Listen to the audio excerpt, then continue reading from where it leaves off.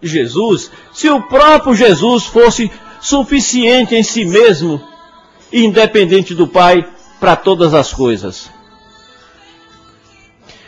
Porque João, melhor dizendo, meus queridos, recebemos um telefonema, né? Um dos pontos que a doutrina da Trindade não consegue explicar é justamente essa informação bíblica dada pelo apóstolo Paulo de que Jesus será eternamente submisso ao Pai. Diz o apóstolo Paulo lá em 1 Coríntios 15, 28.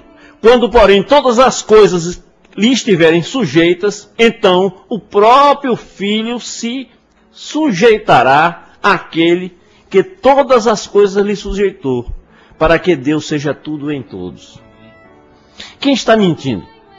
Jesus e Paulo ou a doutrina da Trindade? Teria Jesus mentido quando chamou a Deus de seu Pai, seu Deus?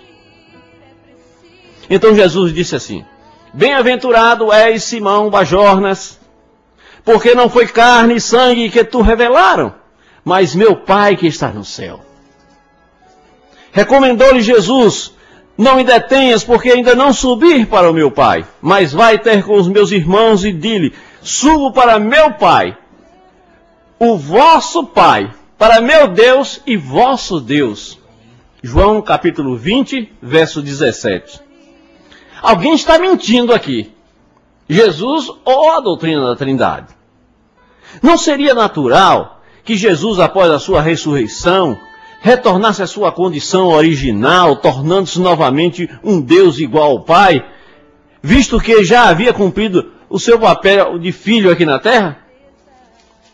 O primeiro mandamento da lei de Deus diz: não terás o quê? Outros deuses diante de mim.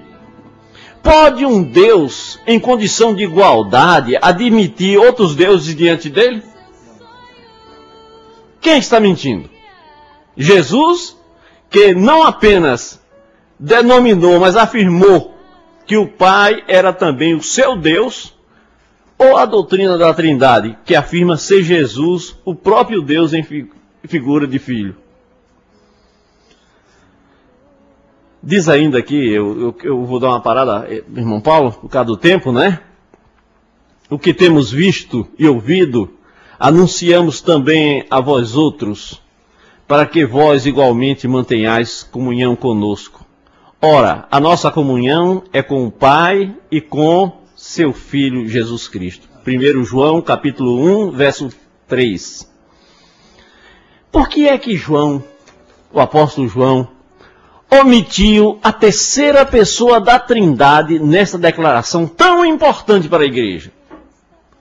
Porque João ignorou a, entre aspas, pessoa do Espírito Santo como parte dessa comunhão, sendo que é essa pessoa que se faz presente em nós e não o próprio Jesus e seu Pai. Desta feita, a doutrina da Trindade ignora as palavras que Jesus nos disse: vou e volto para junto de vós. São João 14, verso 28. Ignoram também que o próprio Jesus, que estava falando figuradamente sobre si mesmo e de seu verdadeiro Pai, e que ambos fariam em seus discípulos morada.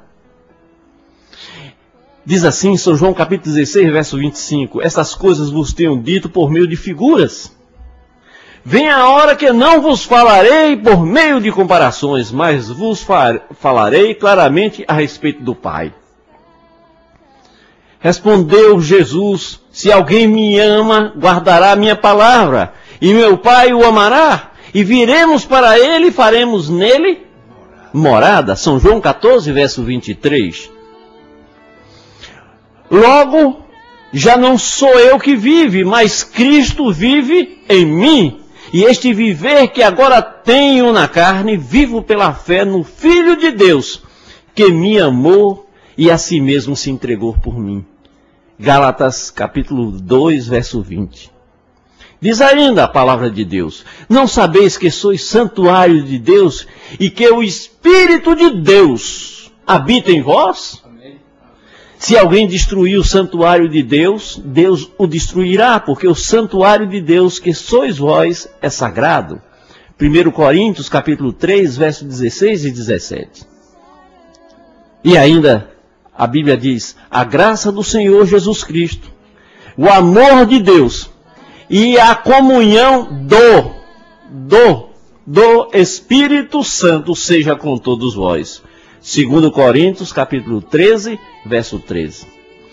Meu querido, isso significa claramente que a saudação que Paulo visava apelar aos irmãos de Corinto, que eles tivessem o mesmo modo de pensar e agir, porque a comunhão é do Espírito e não com o Espírito.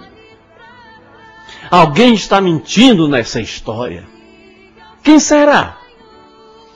Pense. João? Paulo? Ou será a doutrina da Trindade? Pense nisso.